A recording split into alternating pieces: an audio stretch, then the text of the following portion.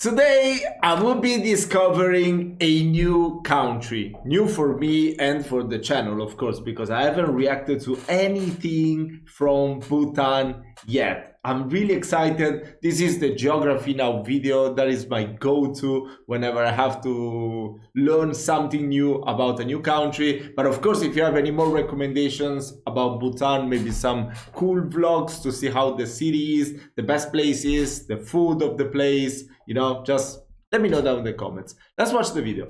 So one thing you might not know is that Bhutan is a country. Okay, I knew that. It's time to learn geography. Wait, what is the quality? Hey everybody, I'm your host Paul Barbado, please call me Barbie. And today we head out to the Himalayas. So make sure you strap your boots on because we're going to Bhutan. No, but seriously, here, let's dissect the flag. The flag is divided diagonally into two separate parts, the yellow and the orange. In the middle is a large black and white dragon.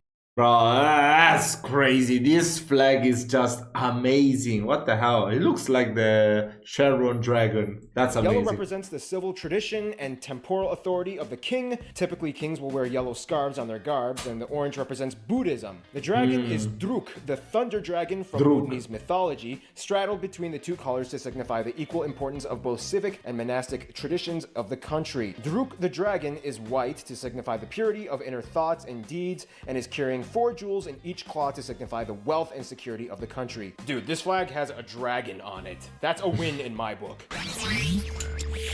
That's an amazing flag. Cool little interesting side note, Bhutan actually calls itself Druk Tseden, which means the land of the thunder dragon. Alright, so now let's talk about where it's located. First of all, Bhutan is landlocked in Asia, right above India, below China's Tibetan Plateau, and close to Nepal in the west, but separated by India's Sikkim district. The capital is Thimphu, located in the northwest part of the country, and is divided I've reacted to Sikkim before. Amazing, amazing place. into 20 districts, or dzongas, which technically translates to fortress areas. Now, when you look at the map, Bhutan actually has 3 disputed areas with China in the west and in the north parts of the country. In the west, you have the Doklam Plateau, and in the north, you have the Jakarlung and Pasamnung valleys. Now, here's the thing. Bhutan is actually incredibly isolated from the rest of the world. In fact, they only have one international airport. Paro Airport, in the town of Paro, known for its world-famous Tiger's Nest Monastery, built on a cliff with a 900-meter drop, located about 22 miles away from Thimphu. The airport only has one runway, but a beautiful terminal built in the style of traditional Bhutanese dzong architecture.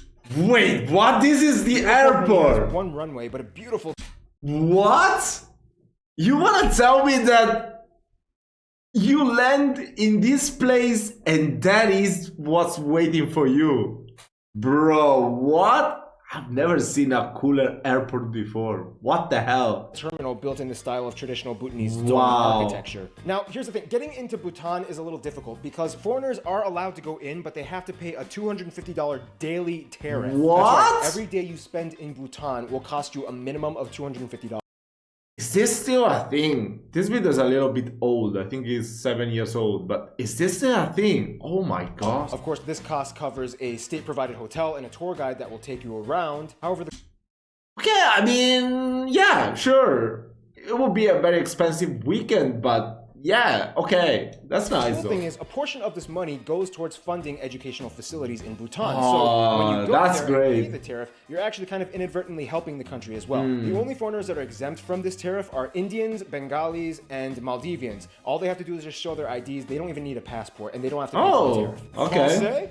Pay up. Svensk? Pay up. Canadian? Oh, you better pay up. Indian? Oh, sure enough, sugar, come over here. Let's have some sweet tea and crawfish. I made Bhutan a Cajun black guy, but just go with it. Now, although there are many dirt paths that technically cross the border of Bhutan from India, there are only 3 main highways and roads that people typically use. The Daranga Road, the 152 Bhutan Road, and the most common one, the Point Sholing Thimphu Highway, located on the border towns of Point Sholing, Bhutan, and Jalgaon, India. Most people use this road to get in. The cities and towns are almost like stepping into a time warp. Many of the buildings and towns are well preserved and over hundreds of years old, including many of the dzongs or fortresses. In fact, the language of Bhutan is called Dzongkha, or the language of the fortress. This means that Bhutan has kind of maintained the ambiance of a strange balance between ancient and slow, deliberate modernization, and you can see that in pretty much every town you go. Unfortunately, getting around in Bhutan can be quite tedious because every single road and highway has to traverse steep Himalayan mountains. Wow, and these mountains are actually look at really that. important to the people. And we'll discuss those mountains in Physical Now, when it comes to geography. landscape, Bhutan takes things very, very seriously. In fact, it's disputably the most greenest, eco-friendly country in the world. And it's actually quite Bhutan-iful. No? Okay. First off, the country is located almost entirely in the southern slopes of the Himalayan mountain range, and the country is almost completely mountainous with steep valleys and alpine hills that eventually drain into the southern plains of India. In fact, at about 7,000 meters, or about 24,000 feet, Bhutan actually has the world's highest unclimbed mountain, Gangkhar Puensum. It's considered a holy site to the Bhutanese people and is therefore left alone. Also, as of right now, Bhutan is the world's only carbon sink nation. This means they actually absorb more CO2 than they produce, and this can be attributed to a lot of things. For one, it's the only country in the world with constitutional obligations set upon its citizens to maintain at least 60% of the land under forest cover. Right now, Bhutan is at about 70%. If people cut down trees to aid the construction of their homes, they're typically required to plant new trees to replace the ones that they chop down. Most of the country is powered by hydroelectric power that they receive from turbines from hydroelectric plants. In fact, hydroelectricity makes up about 40% of Bhutan's export sector, mostly as they sell it to India, which also makes Bhutan the only country in the world where renewable energy is their largest export. In recent years, Bhutan's mission was to provide every single citizen with electricity. If rural households didn't have electricity, the government would issue free solar panels. Bro, that's crazy. In the Himalayas. Bhutan is also the only country in the world that completely banned plastic bags, as they are seen as a major source of pollution, and they also completely banned tobacco and cigarettes. Another thing Bhutan takes very seriously is its wildlife. Various animals like langurs, Bengal tigers, sloth bears, red pandas, sambars, the beautiful and rare So cloud- cute! What the hell? tigers, sloth bears, red pandas, Bro, that one was amazing. I've never sambars, seen beautiful and rare before. clouded leopard, blue sheep, and those strange barking deer that have fangs. I'm not even joking. There's an animal called the barking deer, and it has fangs. Look it up. In fact, it is a very serious punishable so crime cool. to kill any endangered species in Bhutan. If anybody is caught killing a black-necked crane, they could receive a life sentence in prison. The food here is great, by the way. And believe it or not, these people actually like really spicy foods. Let's talk more about these people. Why would I believe him? Due to the isolation and mandated culture rules, the people of Bhutan are, without a doubt, some of the most notably distinct and intriguing inhabitants of Earth. First of all, although the numbers are debatable, modern estimates put the country at a population of somewhere around 800,000 people. About half of them identify as Ngolop and 22% as a similar Sharchop. Wow, that's crazy.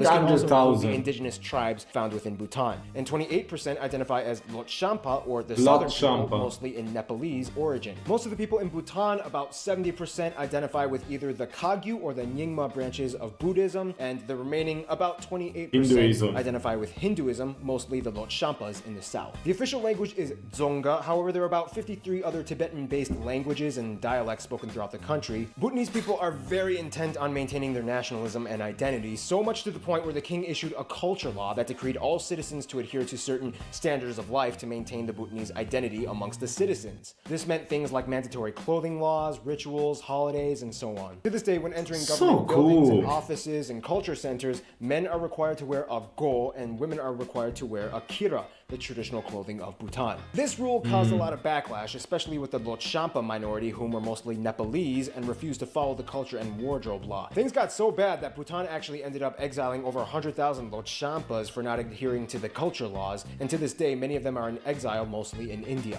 Bhutanese culture, or more specifically the Ngolop and Sharchop groups, are heavily influenced by Tibetan culture. To put it in the simplest way I can, Bhutan is kind of like an extension of the Tibetan Empire that kind of went a little rogue and did its own little thing. The official language, Dzonga, is actually very similar to the Tibetan language, and they even Bro, these scripts look just... Oh my god. Wow. Wow. That is use the insane. same alphabet. The only difference is some of the letters make different sounds, but overall, generally, people who speak Dzonga can understand what Tibetan people are saying more often than not, and vice versa. The Sikkimese people of northern India also have a similar language structure to Dzonga, but it's a little bit more unintelligible and they write a different way too. To make things even crazier, due to a former ban script. from the former king, Bhutan didn't even have any TVs until 1999 and internet until the early Wow. 2000s. And to this day, Bhutan is the only country in the world that deliberately chooses to not have any traffic lights and instead opts for traffic guards. Even North Korea has traffic lights, although most of them don't work. Bhutanese TV, though, is not restrictive. They can pretty much watch anything they want. CNN, BBC, Cartoon Network. However, there are two government networks, BBS1 and BBS2, that cover a variety of TV shows and newscasts, all in the Dzonga language. Oh, and that's the other thing. Bhutan is a monarchy, formerly an absolute monarchy, but about 20 years ago the system changed so that now the king can be impeached by a 2/3 majority vote of the National Assembly. Coronated in 2008 after his father abdicated, Jigme Kesar Namgyel Wanchuk is the current monarch, with his wife Queen Jetsun Pema being arguably They the look most so young. attractive monarchs. Bhutan is of course Yeah. a very highly Buddhist influenced nation They that also are. follows the Drukpa Kagyutpa branch of Buddhism. This involves a plethora of colorful shrines, temples, and statues and prayer wheels that are a part of everyday life, rural or urban. English is taught in schools, making Bhutan a surprisingly English-friendly country despite the lack of relations that they have with the US and the UK. This is partially attributed to the nationals being able to speak it with their Indian and Bengali friends and tourists. However, those aren't the only people that Bhutan speaks to.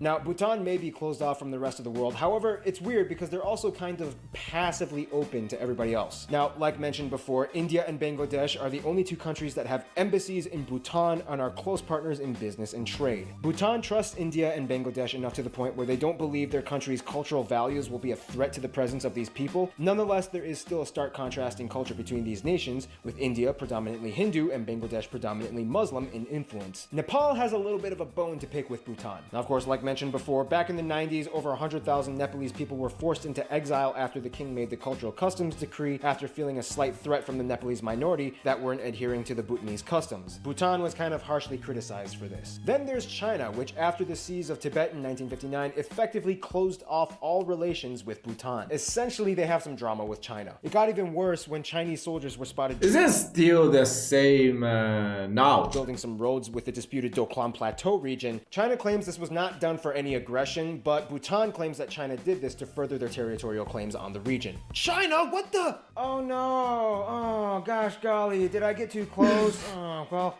I mean, it's already there. I may as well just leave the road. Which is kind of funny because in terms of their best friends, Bhutan would probably consider the Tibet region, and specifically the ethnic Tibetan peoples of China, but of course not the rest of China. After Chinese occupation, numerous Tibetans fled to Bhutan as refugees and are seen as like the close brothers of Bhutan. They have really close historical ties, religions, practices, and lifestyles that make them get along very well. In conclusion, Bhutan is like the little Buddhist kingdom that broke away and did its own little thing, who didn't really care what others had to say, but now they kind of do care, but that's okay. There's nothing wrong with caring about what others think of you, as long as you don't take it to the degree of basing all of your self-worth and value off of it. Stay tuned, Bolivia is coming up next. Great video, great video, great video, I must say. Of course, now he makes better videos. I mean, now the geography now videos, I mean, they're just like, I don't know, they're better than documentaries you will see on TV or Netflix or whatever. But I mean, it was still okay as a presentation for the country. I learned a lot. I didn't know that much before about this country. So I just hope that someone from India or Bhutan, it would be even better, can tell me more about this country in the comments section. And of course, recommend me some videos. I really want to see how it looks like, how is the culture, how's the food, how's the language, and everything else that comes with it. Thank you so much for watching. I will see you in the next video.